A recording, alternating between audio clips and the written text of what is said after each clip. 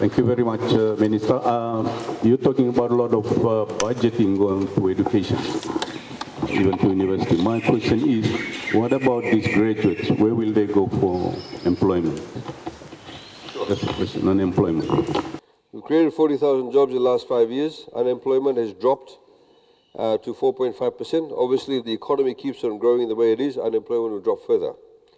There are many areas, of course, of the economy that we need a lot more expertise, a shortage of people, and that's how they'll get sucked into the job market. But it's a good sign that unemployment rate has been dropping significantly, like I said, lowest in 20 years. You can see the number of memberships. We have some people also who go overseas and work too, and there's no restriction on that. And the more qualified, the better chance of them getting jobs. I have 3 questions. Sure. One is, what are the plans for the decompression chamber in the north? Do you have any plans for that? Okay. Second is, you talked about upgrade to the hospital, but the hospitals are on duty level. There's one in Lambasa. What about an upgrade in Savusavu Hospital, specifically our X-ray department? We're pretty poor there. And the third is, you talked about zero duty on imported fruits and vegetables, but the price on the supermarket shelf is still the same. Yeah, I'll take the last one first. Generally, when we announce the duty reduction, the shops may have some of the old stock that they would have brought in under the old duty rate. Obviously, just because we announced it today, doesn't mean that if I bought, for example, if I brought apples at 5% last week, and from this week the duty rate is changed, doesn't mean the apples will suddenly drop by 5%, because the apples are paid 5% duty there. So when the new stock comes in, then it should drop. That's the whole purpose behind it. Of course, we've had some shopkeepers who don't do it. We've had numerous issues with many of the people who import items, like one that I've spoken about quite openly has been Johnson & Johnson baby products. We zero-rated duty on many things, like baby wipes, all those types of things, even baby oil and all of that. But there's only one supplier of Johnson & Johnson baby products for Fiji. And he just did not, even though he's now paying less duty, he did not pass on the reduction to the consumers. So this is why we've set up an economic intelligence unit in the Ministry of Economy with the Fijian Competition and Commerce Commission. We've given them more legal powers now to actually go and look at these businesses and then force them or charge them and also force them to bring down the prices or even price control if necessary. So that's how we're dealing with it. In respect of Savusavu, the X-ray chamber, I don't have the specifics here with me. Normally we give a capital funding for them. Have they got anything specifically? Yeah, Lambasa has been given, for upgrade of Lambasa, they've been given $1.75 million in this year's budget to upgrade Lambasa Hospital. Savusavu, is there anything there? They have a general $5 million we've given for what we call maintenance of subdivisional hospitals. So what we do is we give the ministry a pool of money, so they look at which subdivisional hospitals actually need funding. Then they'll make the allocations and the renovations accordingly. But Lambasa, because it is a divisional hospital, has got a specific allocation of $1.75 million. A question on home construction. Sorry, what question on? Home construction assistance for those less than $50,000, those who earn less than $50,000.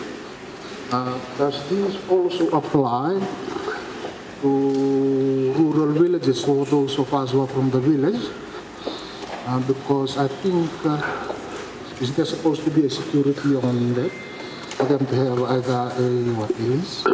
So we amended the law. So if you, for example, are a member of FNPF, you can, for the purpose of building a home on a communally owned land of which you are a land member, land-owning member of the land-owning unit in the VKB, you can, FNPF will allow you to withdraw funds to build on your own land, because you obviously cannot be removed from there, that's your land.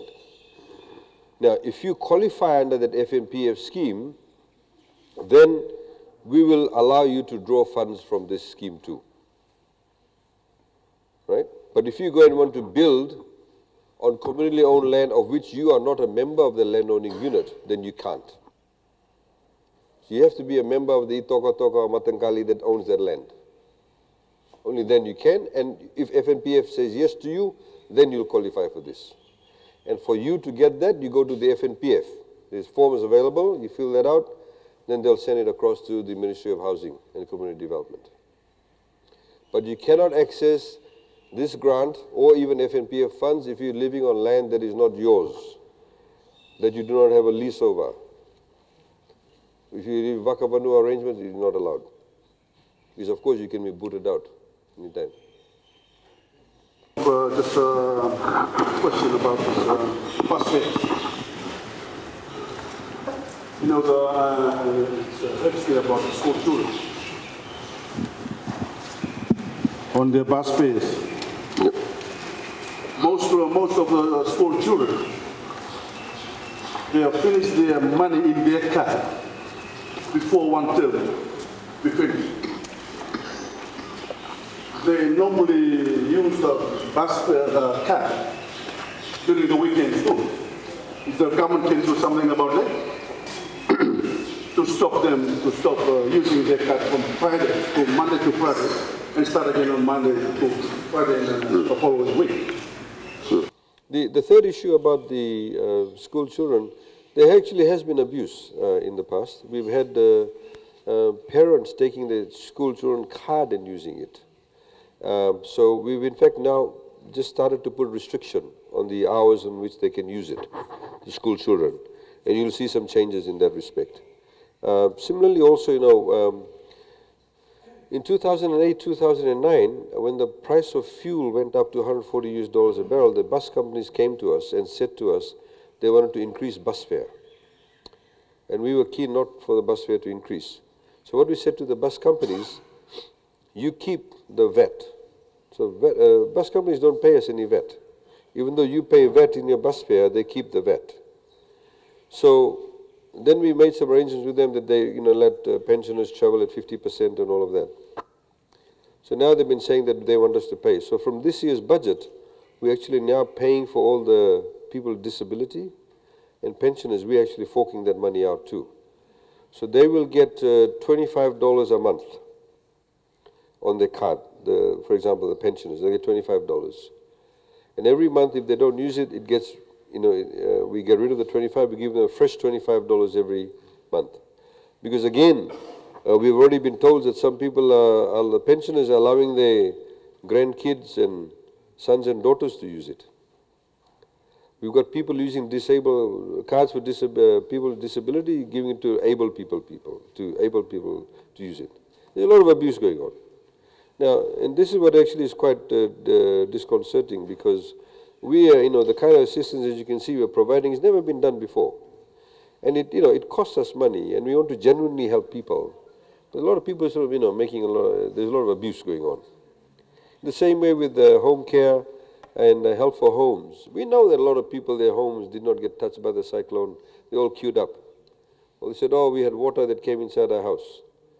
So, you know, we ask people they need to be a lot more genuine about it, because if everybody sort of takes what is only when they need it, we can help a lot more people. People need to think that if this time you've been affected, or you may not be affected, next time you could be affected. So, but we're changing that system too for the bus fares, yeah. Since we are on the shipping industry, we are paying close to $150 a ton for the goods delivered from Suva into Savusavu. And unfortunately, Tawini is paying $200 a ton. I understand the government has gone into the shipping, the trucking companies where we are allowed to load a certain tonnage on the trucks. So this has affected the general public with the cartage cost. So I would like to know what the government is doing about this, because we got only one shipping industry, and the government hasn't touched onto the shipping industry regarding their cost. Just last week, the same shipping industry, from $300 freight across return for youth, they have doubled the freight cost. So whenever, however, whichever time that is applicable to them, they increase their freight cost. So it is affecting us. So this my question number one. Number two? Number two is we have got a bridge not 2-3 kilometers away from here that is near Montfort Technical College. And it has been in that state for the last 15 to 17 years. On the one lane? One lane. We'd like to know if there is a budget for that bridge. Okay. And when it's going to be made. Okay. And number three, we have changed the name from Fiji Electricity Authority to Energy Fiji Limited. I think their motto is energizing the nation. I am one of the developers of Savusavu town, and it seems that everywhere I develop my building, I have to pay an exorbitant price to EFL as their security deposit and relocation of poles wherever my building goes. So is it they're energizing themselves, or they should be energizing the people? Because it's a huge cost on the part of development that we as the citizens have to pay. And I think the cost of developing or making a new business is very costly now than before. The reality is that Energy Fiji Limited, like all state-owned enterprises, they're not a charity. It's not like when you say, are they energizing themselves? Well, no, they're energizing the country. The fact of the matter is that FEA never used to make any money. The fact of the matter is that it's for electricity connectivity for domestic households. In fact, EFL carries a lot of their costs. You're talking about business connection. That's a slightly different matter. I understand you pay a deposit that's then refundable after a period of time. So it is, from one perspective for you, a cash flow issue because you have to fork out more money up front. But you do get that money back eventually after a period of time. All businesses in Fiji have to do that, and I disagree with you, the cost of business in Fiji has gone up. Yes, the cost of doing business in Savusavu or Vanuatu may be affected by inter-island shipping if the prices are under control. I agree with that. There's obviously something we need to look at. I mean, in fact, it costs more to freight things from Vanuatu to Viti-Levu than from Viti-Levu to Sydney sometimes. That's a reality. And that's obviously has been a huge challenge for us. And this is why, government itself, for example, has been buying for the past 3 years its own vessel. We bought a new vessel again this year. It's got capacity to carry cargo. Like, when we did the Cyclone Winston Help for Homes, and we gave it to the hardware companies, we then, on top of that, forked out money to pay for private shipping companies to take the goods to the islands. And it became very expensive. So we bought vessels, or government has bought its own vessels now, that can take 6-7 trucks at once. And we definitely, next time if there's some natural disaster, it can also carry water. We can take it ourselves. So there's less pressure than on the private companies to do that. And of course, hopefully they'll become a lot more sharp, in the pricing.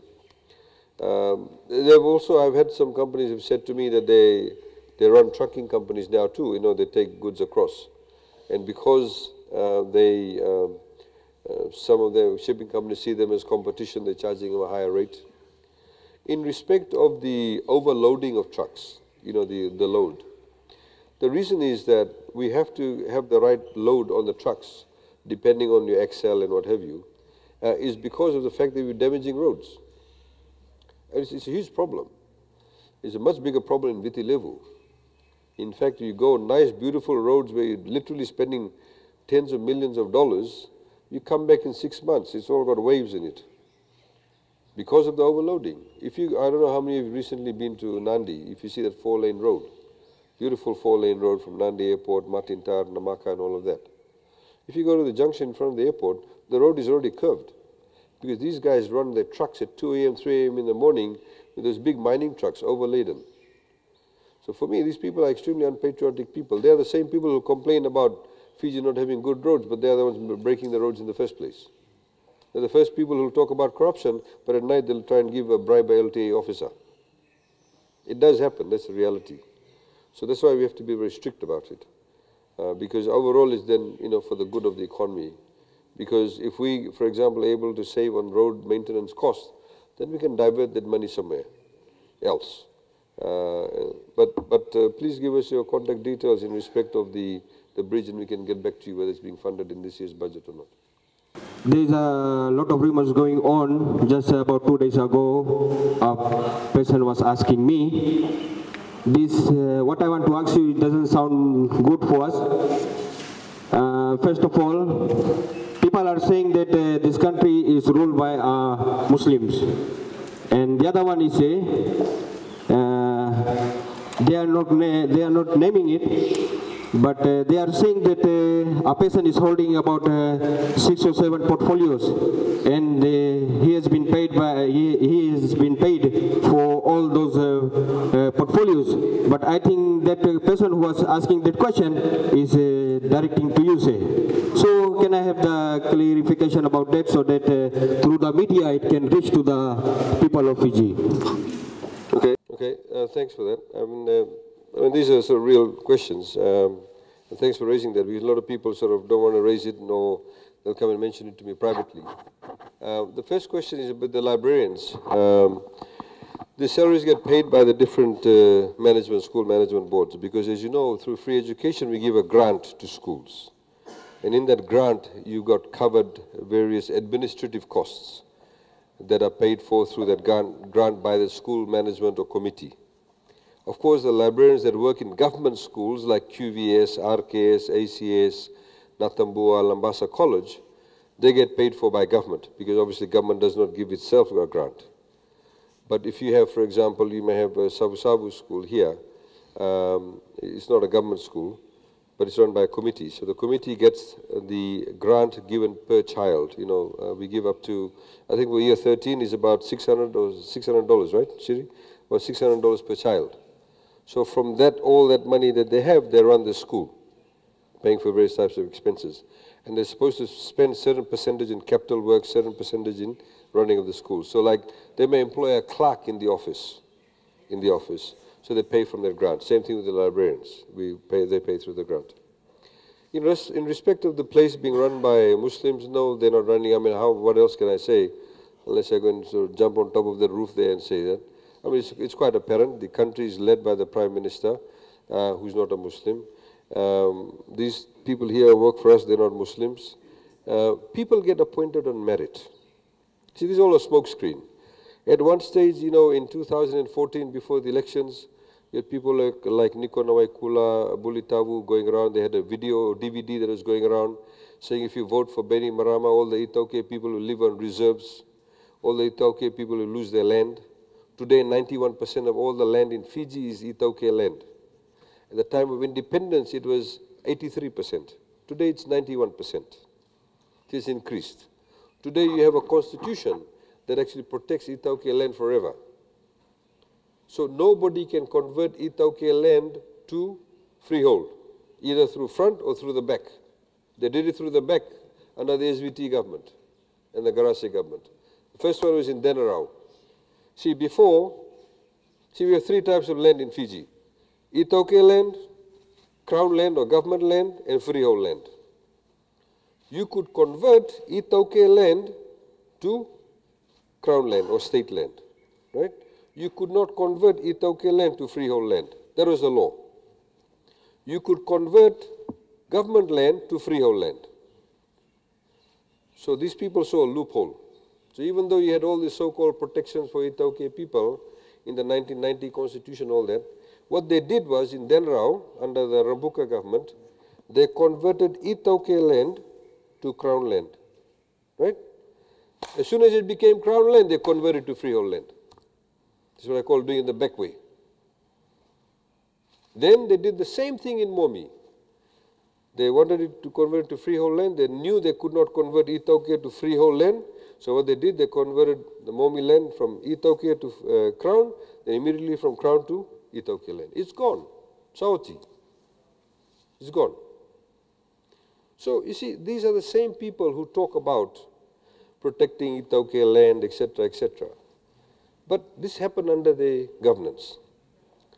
The Constitution now prohibits specifically, you cannot convert Itaukei land to any freehold land. Back way, front way, up way, down way, whatever. You can't do it. Right? But it also says one thing. Of course, there are times when you need Itaukei land for what we call public purposes. So you convert it to crown land. So for example, if we have to build a highway over here, and this is assuming Itaukei land. So to build a highway, the government has to get the land from the Itaukei people, pay compensation for them, it becomes a public road. Now after 20 years, if that land that was acquired to build a public road, the government decides we don't want to use this land anymore, we've got some nice other road there. You have to give back that land to the Itaukei owners. Before, as soon as the Itaukei land was used for public purposes, it's also gone. It became part of Crown land. There are many parts of Suva like that. So now going forward, you can't do that also. So you see, I am not selected because I'm a Muslim. I'm selected because my boss believes that I can do the job. He's selected because he applied for the job. Kamal Gounder, Shiri Gounder, these people applied for the job, they got the job. There are other applicants, but they got the job on merit. Then next thing they'll say, oh, these two are madrasis. Eh? I've been to places, they said, oh, one place in Lambasa, they said, oh, the madrasis and the Muslims are taking over. One place I went to, they said, madrasis, Gujaratis and Muslims are taking over. Which one is it? You see, we will never progress as a country. I mean, I got told one place, when we appointed the last electoral commissioners, not this set of electoral commissioners, somebody came to me and said, hey, why are you appointing only Catholics? I said, what? He said, we know why you did it. You went to a Catholic school, that's why you want to favor Catholics. Out of the 5 commissioners we appointed, 5 of them were, out of the 7 commissioners only we appointed, 5 were Catholics. I did not even know they were Catholics. But we appointed them because on merit. There are certain boards in Fiji that may be all Itaukei people. That may be all, Indo-Fijians. They were appointed on merit. But if you appoint people on merit, you always get the right people for the job. That man is complaining about EFL. He's complaining about the bridge. That lady is complaining about FRA. Does it matter to them who the CEO is, who the chairman of the board is? No. What matters to them is that the job gets done. When your bridge is broken over here, do you going to say, no, I don't think we should get the bridge fixed because the chairman of the board is from Laos? Or the CEO is, is a Muslim? Or the engineer is one North Indian? Or one, what do they say, Kudwi? One Kattu? That's what they say. You don't want all of that. You just simply want the bridge fixed. Well, if you don't have electricity now, are you going to start finding out who the chairman or CEO is? You say, what the hell these people are doing? There's no electricity. The reason why you may not have good electricity or regular supply is because you don't have the right engineer. You need to find out how was the engineer appointed. Was the engineer appointed because of his ethnicity or which province he came from or whether he bribed somebody to get the job? Or do you want the engineer to be somebody who knows how to do the job? The example that I've used throughout Fiji is this. If your son or daughter is sick, they need a surgery. And assuming you from Zakondrove, and you go on they say, okay, we need to operate on your son or daughter. If we don't do this operation, the child will die. Are you going to go and say, I want a doctor from Zakondrove to do the surgery for my son or daughter? Are you going to say that? No. You're going to say, I want the best doctor because I want my son or daughter to live. So that doctor could be somebody from Alaska, could be a doctor from Savusavu, could be a doctor from Naitasiri, could be a doctor who's a Baha'i, could be a Buddhist, could be a Christian, could be a Muslim, could be a Hindu, whatever it is, but you got the best doctor. That's what you want. You see, we have to start thinking that way. People who talk along ethnic or religious lines don't have anything smart to say. They don't have any genuine solution for you. Let me tell you. Any politician that comes and talks to you about this group is taking over, that group is taking over, they don't have any solutions for you for the future. They don't have any new policies. The question you need to ask, are the people who are appointed, are they being appointed on merit or not? Right? If there are people getting connected to electricity, so do they say, okay, FEA line, we're going to take EFL now, EFL. We're going to only go and connect only the Tailevu people because PM is from Tailevu. We're only going to go and collect all the Muslims because the AG is a Muslim. Or because Shiri is in planning, he looks after he sits on the EFL board, that we're only going to connect only on the South Indians. Is there a policy like that? No. If somebody is doing that, let us know. That's corruption. So people who talk like that, you have to understand, you have to tell everybody in Fiji. People need to talk about policies, not about personalities. I get paid $235,000 a year. That's my salary. I recently had to act Ministry of Education. My salary has not increased. There are other ministers with a number of portfolios too, as I highlighted the other day somewhere. Before the budget announcement, Minister Bala, Minister of Infrastructure, Transport, Environment, Housing, Local Government. Now he's got rural local government coming in there too. There's 5 or 6. Nobody says anything about him. The other ministers with other portfolios. So you see, you have to think beyond that. That's just one example. What we really need to look at, you see, this is the ball game, ladies and gentlemen. The ball game is this. This is the ball game. This is the ball game. Economic empowerment for Fijians. You get economic empowerment, this is what is going to happen. Unemployment rate will go down. More jobs will be created. That's what we want. Today in Fiji, not a single parent can say, I cannot send my children to school because I got no money to pay fees. Because you don't have to pay fees. You've got all sorts of funny things going on. One political party came out last week saying we want minimum wage to be $10. See, when they talk about minimum wage, this minimum wage is for what we call unskilled workforce. Every other profession has got different minimum wage. Like a boiler maker, a waiter and a waitress in working at the hotels over here, I think minimum wage is $3.40 or something an hour. That's their minimum wage. But this other minimum wage you're talking about there is no minimum wage for unskilled workforce. The Beni Marama government brought it in 2013, 14, $2 an hour. These are the people who come and somebody might say, hey, brother, can I cut the grass at your house? This is what we call unskilled workforce. We have what we call in Fiji, what we call unfortunately house girls. Right? That's what we call unskilled workforce. It's them. Everybody else has their own minimum wage. Electricians have their minimum wage. Security guards have their minimum wage. So these people are coming along and saying, we'll make it $5 an hour, minimum wage. How many people, there are so many women in Fiji today who go to work, who may be earning $6 an hour, they've got 1 or 2 babies at home, they've got somebody at home looking after the babies. Do you think that they're going to start paying them $5 an hour? And work at $6 an hour, make a $1 profit? Do we charge our house girls for staying in at our house? Do we charge them for breakfast, lunch and dinner, which we give them, but it's not part of the salary? I've seen people who have lived in Australia for some years. One particular family I knew, it was very rare, got a lady to come and clean the house once a week or twice a week. She used to bring her own lunch. The house won't give it. Over here, you don't even think of that.